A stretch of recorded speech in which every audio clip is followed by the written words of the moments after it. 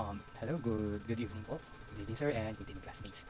So, dito sa task natin is magpe-perform po tayo ng arrays. So, need natin mag-code and mag-perform how to do the code of arrays. So, mag-open po ako ng DevC++ as our compiler, ating programming language. So, papakita ko po sa inyo. So, I will see yung naging code natin. So, ito yung ating midterm. Yes, tama. Midterm task using arrays. So, as you can see, ito po ang aking code. Dito po sa akin is tinan ko po dito ang example ng barangay at dito i-compute po natin yung every population of every barangay. So, as integers, yan po. And first of all, sa ating first line is naglagay po tayo ng include iostream so po. And so, hindi po nawawala yan sa ating mga code. Kasi without this is hindi po mag-run all of this. In the whole natin code. And so, third line is using namespace. Okay. Then, hindi mawala. I'm sorry, then ulitin na lang natin. Then, ang integers natin, integers main, open and close parenthesis, at dito tayo naglagay na tayo ng open bracket. Okay, open bracket. At sa loob niyan is ito ating code. And remember, hindi po mag-run ng iba po kapag wala siya sa loob ng close ng curly bracket. So, parang ganito po. Which is hindi siya masasama sa code kasi hindi siya kasama dito sa curly bracket. Instead of pag nilagay natin siya here or underneath nito. So, yun na. So, sa loob ng curly brackets is ito ating integers, double, and barangay. Then, dito po naglagay po ako ng arrays na is 5. So, naging 5 example po ang ating arrays. Then, yun nga nilagay ko po dito. Sa note, nag-note po ako. Syempre, hindi na ko ito masasama sa, sa code natin. Kasi, as long as may siyang ganito, is parang hindi babasahin ng system to. So, parang ang naging purpose lang natin is para parang meron tayong mark kung ano man ang naging example natin. So, parang hindi tayo malito, no? So, person in every barangay, for example. So, every box represent as barangay and their population. So basically, sa parang sa kada line, nag-represent siya ng barangay. So, ito nga si barangay 0 at yung population niya. Tandaan natin na pagdating sa, when it comes to array, hindi tayo pwede mag-start sa 1, 2, 3, 4. Lagi tayo nag-start from the bottom 0. Kasi, parang 0 kasi ito yung nag-represent as a number 1. So, kaya nga, diba, nilagay natin dito 5 barangays. So basically, from 0 is count as 1, 2, 3, 4, and 5. So, meron tayong 5 barangays. So here, naglagay pa ako ng barangay na may population ng 1.9. Let's say sabihin natin na 1,000, no? 0.9 thousand, 1,000, 1.2 thousand, 0.8 thousand, and 1.3 thousand. So dito po naglagay po ako ng 4 open and close integer I equals to 0. So, sabihin na ng I is ito yung parang niya, yung array. Then equals to 0. Then array, syempre, less than 5. Ibig sabihin, yung I na yan is iraran niya tong 0 up to 5. Then I plus plus, then close. Then open na naman tayo kasi ang unang isi-see out ng system is ito. So after that, isi-see out niya yung ganito. May another see out tayo. So naglagay ako ng int. So yan, then see out ako ng less than barangay, then I, ibig sabihin ng I, kasi I equals to 0, then I, iraran niya tong 5 na to. So basically, R na yun, I to 5. So, and L. So basically, ibig sabihin kasi ng NL kasi is, para itong code natin, hindi siya yung para mag-isang line lang. Para ang mangyayari, ito, kada sentence, may another line siya. So, para magkaroon tayo ng magandang appearance, para pangyari natin. So, yun nga, i-run natin siya.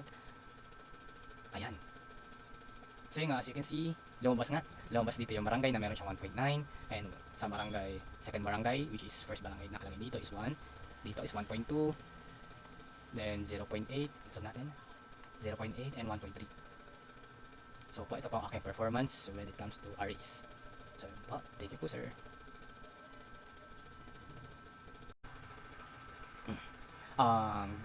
Good evening sir and good evening classmates. So in this video is magta-task po tayo ng magpe-perform po tayo ng task na arrays. But we're gonna use an array para makapag-compute ng average score.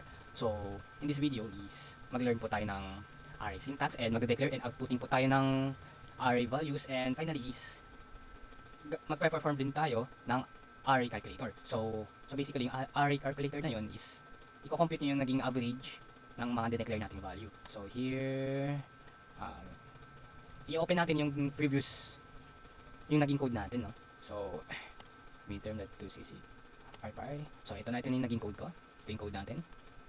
So zoom in. Syempre dito sa first line is hindi na mawawala po dito, no, na laging naka-include itong IO stream.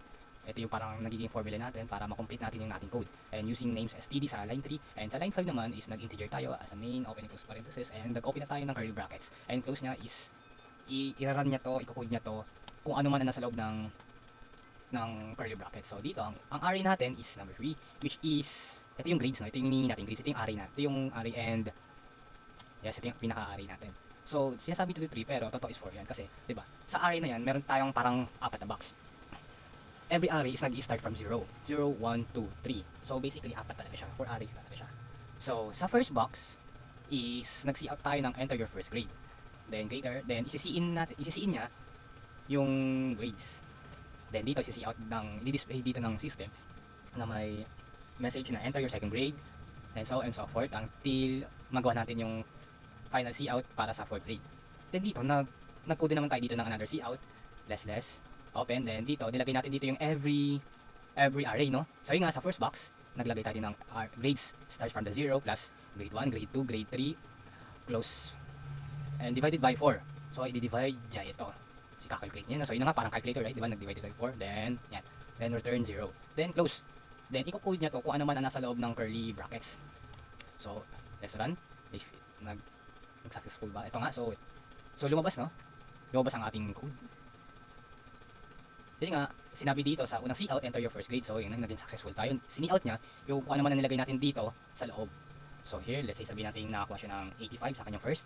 Then, sa second grade, nakakuha siya ng 88, tumataas siya, naging 90, and the final is naging 95. So, enter. So, kinalculate niya, no? 89. So, kinalculate niya yung array natin. So, nakuha natin yung average from first hanggang fourth grading. So, as you can see, nakalagay dito is 89.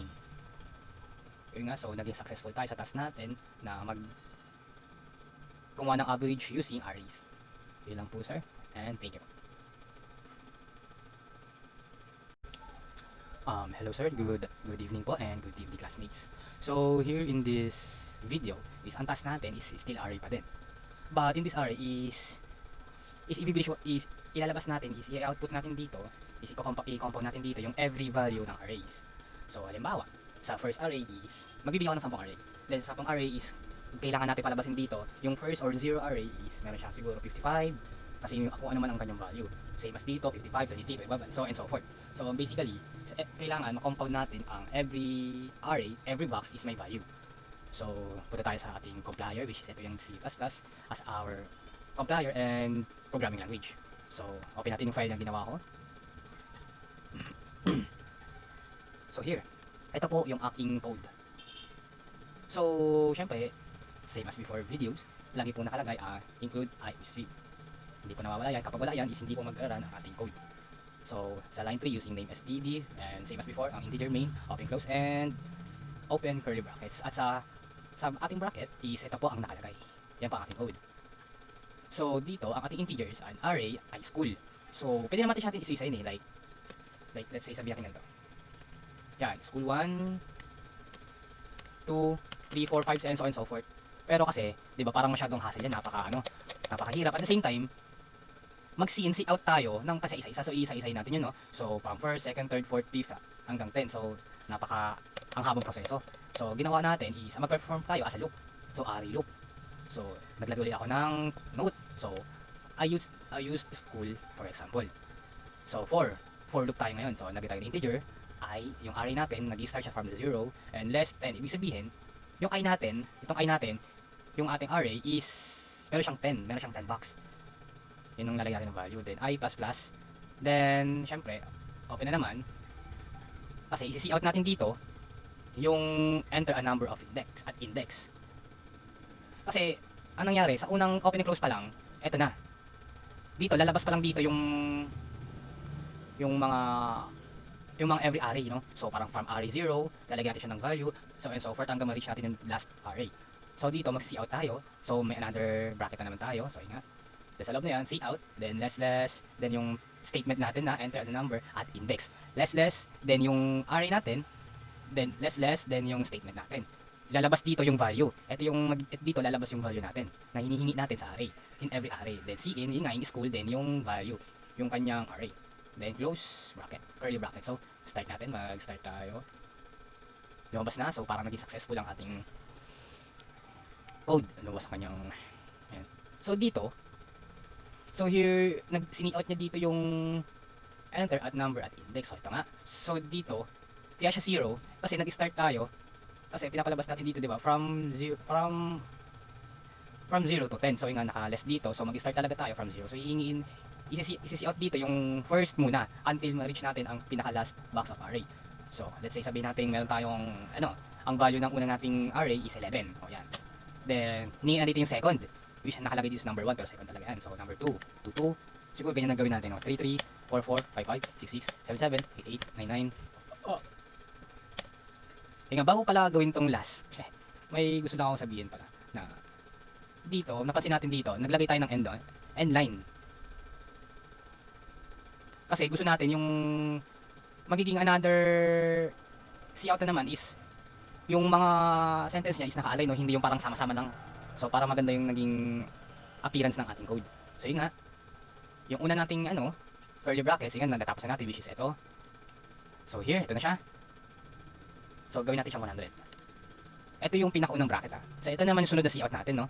Which is initial integers room. Sabi kasi, ang example kasi dito is school, so diba? So basically, kunyari, in every school, which is yun yung array natin, then ang value natin is room. So basically, parang in every school, ilan ba ang room na meron sila? So same as before. So for loop, so i-loop ulit natin siya, then cout enter school index room. And then kung ano yung naging value ng school, tas yung room, then end line. Then statement, di na mawala, lagi ang ganyang statement. So yun nga, tuloy-tuloy na natin. So enter natin, no? So yun na nga, di-display niya dito yung values ng every array natin. So sa index 1, which is ito yung kunyari, school number 1. Ang school number 1, meron siyang 11 rooms. Then sa school number 2, meron siyang 22 rooms. So and so forth until dito sa last index na school number 10, meron siyang rooms of 100. So yun nga, naging successful po yung ating code na array. Especially kukunin natin yung every value ng every box of array. So yun po. Thank you po, sir.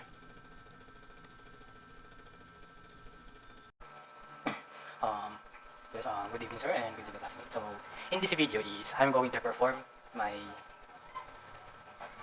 task in midterm exam, like how to calculate a average of an average of a student using arrays and loop. So here, yes, I'm recording. So here's my code in using programming language of a C++. So as you can see in the screen, I use IOStream as a the formula of our coding. This is our code. It's my code. And in the third line, I'm using namespace std, then initial and main, and open and close parentheses. And I use start opening bracket, and inside of an curly bracket, this is my code. Initial total sub, which is if any sub that we can make do possible. For example, we need a subject of number of 5, total of 5 subjects, so we can enter here. It starts from the 0, right? Then enter the number of total subject, which is it will display. The system will ask us if what is the number of desired that we can use. For example, we have a 5 subject, so we can enter this as a 5. Okay, that's the sub. So initial. So in this code, we have a formula that it can loop. Yes, so basically this is my code. Then if you're gonna run it, so in this first section, the program will ask us how many subject total we can use. For example, we have a 5 subjects, so we enter 5. So the system will ask us to enter the first mark. So for example, student got in the first marker, they got is 80. Yes. Then the second mark, he got a 85. Then the next is he got 90. He got 92, and final in the fifth mark, he got 95. So the system calculate the marks from mark 1 up to mark 5, and at the same time it loop, right? It loop from mark 1 until 5 based on how many total subject we entered. So it calculate, and this is the answer. So we got a successful coding in C++ programming language. And that's it, sir. And thank you.